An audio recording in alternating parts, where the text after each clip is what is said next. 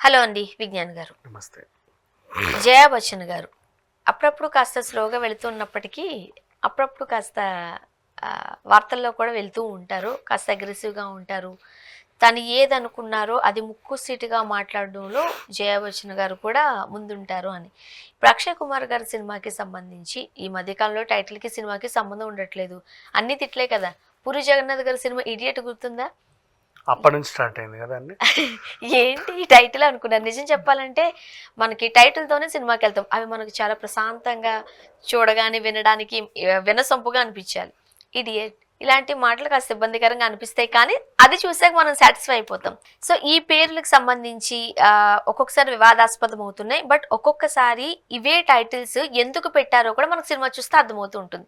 ఇప్పుడు జయా బచ్చన్ గారికి వచ్చిన ఇబ్బంది ఏంటి, ఎందుకు ఆమెకు అంత కోపం వచ్చింది, అక్షయ్ కుమార్ గారు ఎందుకు స్పందించారు? కదా యాక్చువల్గా కొన్ని టైటిల్ చూసి సినిమాలకి ఏంటో డిసైడ్ చేస్తుంటారు కొంతమంది. ప్యాడ్ మ్యాన్ అండ్ టాయిలెట్ ఏంటి టైటిల్స్, చిచ్చి ఇట్లాంటి టైటిల్స్ ఉంటే అసలు నేను థియేటర్కి కూడా వెళ్ళాను, నాకు అది అసలు ఒక రకంగా ఉంటుంది అని ఈవిడ అనింది. అక్షయ్ కుమార్కి ఒళ్ళు మండింది. ఎందుకు చెప్పనా, ఆ రెండు టైటిల్స్ తను ఆ రెండు సినిమాలు స్త్రీలను ఉద్దేశించే తీశాడు. చాలా మంచి సినిమాలు అవి. Pad man is nothing but మన గ్రామీణ ప్రాంతాల్లో వాళ్ళకు కూడా శానిటరీ ప్రాబ్లమ్స్ వస్తాయి ఆడవాళ్ళకి. ఆ శానిటరీ ప్యాడ్స్ అందాలి అన్న ఒక విప్లవం ఆ సినిమా. అండ్ నిజంగానే అక్షయ్ కుమార్ గిరిజన తండాల్లో చాలా దగ్గర ఈ one time sanitary pad machines ఉంటాయి, అవి అక్కడ నెలకొల్పాడు. ఈ రోజు వరకు కూడా అక్కడ ముడిసరుకు వెళ్తూ ఉంటుంది, వాళ్ళు వెళ్ళి అందులో ఏటీఎంలో డబ్బులు పెట్టినట్టు అవి పెడతారు, మహిళలు దాన్ని వాడుకుంటున్నారు. And Padman is such a beautiful concept. అది ఆస్కార్ లెవెల్ సినిమా. ఇంకా చెప్పాలి అంటే ఈ స్త్రీలు ఇండియాలోనే లేరు, ప్రపంచవ్యాప్తంగా ఉన్నారు. అమెజాన్ అడవుల్లో అయితే లక్షల తెగలు ఉన్నాయి. అదేంటారు ప్రపంచవ్యాప్తంగా ఇప్పటికీ మారుమూల గ్రామాలకి కుగ్రామాలకి దేశంతో ప్రపంచంలో విసిరివేయబడి ఉన్నట్టు వాళ్ళకి ఇలాంటి ఒక సౌకర్యం ఉంది. చాలా మందికి తెలియని కూడా తెలియదు కొంతమంది ఇలా అమ్ముతారని కూడా. And next now toilet concept ఏంటంటే ప్రతి ఇంటికి ఒక బాత్రూమ్ ఉండాలి.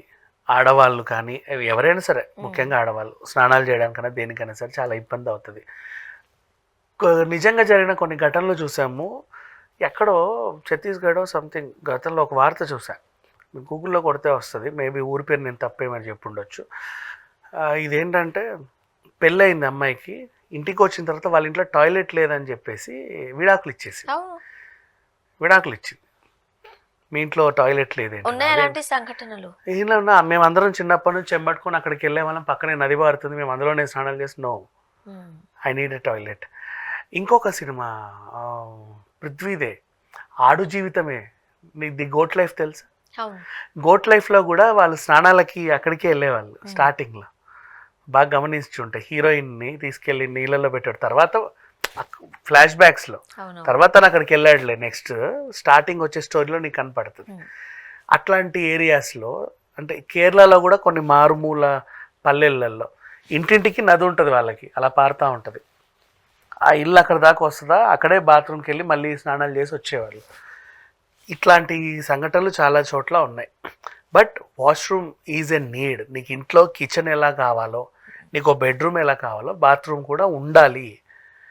బెడ్రూమ్ లేకుండా చెట్టు కింద పడుకో, వంట లేకుండా మూల కట్టలేసి వండుకో, కానీ బాత్రూమ్ మస్ట్ అండ్ షుడ్ ఉండాలి, ఎంత పేదవాళ్ళకైనా. గౌరవానికి సంబంధించిన విషయం అది అని ఈ సినిమా ద్వారా చెప్పారు.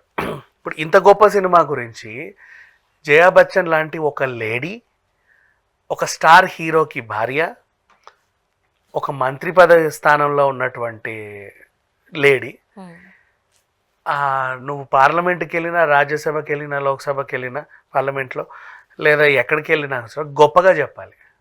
నువ్వేదైనా సన్మానం దగ్గరికి వెళ్ళినా పలానా సినిమా చాలా గొప్పగా చెప్పాలి. నా జీవితం ధన్యమైందండి ఇలాంటి సినిమాలు చూసి. మా ఆయన తీయలేదు, కానీ మా బాలీవుడ్లోనే ఈ అక్షయ్ కుమార్ తీసాడని గర్వించుకోవాలి. ఇలాంటి కాన్సెప్ట్స్లో మేము తీస్తే ఇంకా బాగుండేదని అనిపించాలి. అంతేగాని ఈ టాయిలెట్, చిచ్చి, ప్యాడ్మెన్, అబ్బెబ్బే ఇవేంటి అసలు ఈ టైటిల్స్ ఎందుకు పెట్టాడో చెప్పనా?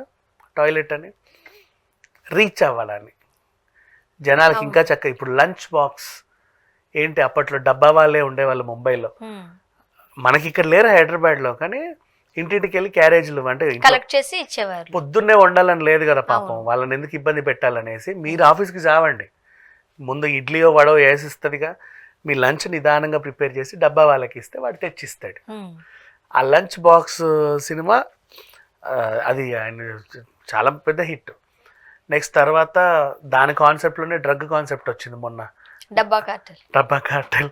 అదొక డిఫరెంట్లే, దాని గురించి ఎందుకు మాట్లాడుకోవాలి. కానీ నెక్స్ట్ ఇట్లా కొన్ని టైటిల్స్ అలా పెట్టుకుంటాం. అదే చెప్తున్నా, ఇంతకు ముందు తిట్టే టైటిల్ ఉన్నా మనకు ఆ సినిమా చూసి వచ్చాక మనం సాటిస్ఫై అవుతాం.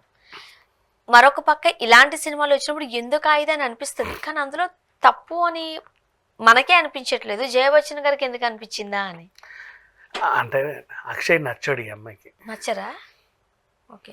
నీకు ఆ హీరో నచ్చకపోతే అతను ఏం చేసినా నచ్చదు, మంచి చేసినా నచ్చదు, చెడు అని ఇక చెడు అంటే ఇక నీకు అసలు నచ్చడులే. జయ బచ్చన్ చాలాసార్లు ఫోటోషూట్స్లో కూడా దొరికిపోతారు. ఒకనొక ఫోటోషూట్లో ఇప్పుడు ఒక ఆవిడ అని నిలబడుద్ది, నిల్చుంటుంది. అక్కడ సోనాలి బింద్రే వేస్తే మొహం మార్చుకొని వెళ్ళిపోయింది. నీకు ఆవిడకి ఏమైంది? అది అలా రికార్డ్ అయి ఉంటుంది. నీకు కావాలంటే ఇప్పుడు జయా బచ్చన్ ట్రోల్స్ అని ఒకసారి కొట్టండి, ప్రతి పార్టీకి ఈవిడ వెళ్ళని పార్టీ లేదు, పార్టీ ఉంటే ఖచ్చితంగా ఈవిడ ఉండాలి అక్కడ. ప్రతి దాంట్లో వీళ్ళ డ్రెస్కి సంబంధించి అటైర్ సంబంధించి ఫొటోస్ అందరూ తీసుకుంటారు. అండ్ మొన్న మనం మాట్లాడుకున్నాం, ఎవరో ఇట్లా చెయ్యేసి ఫోటో ఇవా అంటే చిరాకు పడింది. కొంచెం అగ్రెసివే కాదన్ను, అండ్ అలా అని చెడ్డది కూడా కాదు, మంచిదే. కాకపోతే ఏంటంటే ఏంటో ఎవరన్నా నచ్చకపోతే వాళ్ళని జీవితకాలం శత్రువులానే చూస్తుంది, దగ్గరికి వెళ్ళదు, మాట్లాడదు, అట్లా ఉంటుంది. ఒక ఫ్యూడల్ టైప్ ఆఫ్ పర్సన్ తను. సో మరి యాక్చువల్గా అభిషేక్ బచ్చన్కి ఐశ్వర్యరాయ్కి గొడవలు కూడా జయ గారి వల్లే అని కూడా మనం చాలా వార్తలు అంటే ఈవిడ ఇలా అగ్రెసివ్గా ఉంటుందని చెప్పి ఇలా రాసే వాళ్ళు రాస్తారు, కానీ చిచ్చి అట్లా ఏం ఉండదు. అంటే అందరు మనకి సినిమాలో చూపించినట్టు అందరు ఉమ్మడి కుటుంబాలు ఒక ఇంట్లోనే ఉండి చావరు, ఎవరి విల్లాలు వాళ్ళకి సపరేట్ ఉంటాయి, అలా ఉంటుంది. బట్ ఏదేమైనప్పటికీ సినిమా టైటిల్స్ని ఐ మీన్ నువ్వు దాన్ని ఈ టైటిల్ ఉందంటే సినిమా ఇట్లాగే ఉంటుంది అని అనుకొని స్పెక్యులేట్ చేసి దాని గురించి మాట్లాడడం తప్పు. అంటే అక్షయ్ కుమార్ గారు ఒక మంచి ప్రయత్నం చేశారు అని అందరూ ఆయన్ని మెచ్చుకున్నారు.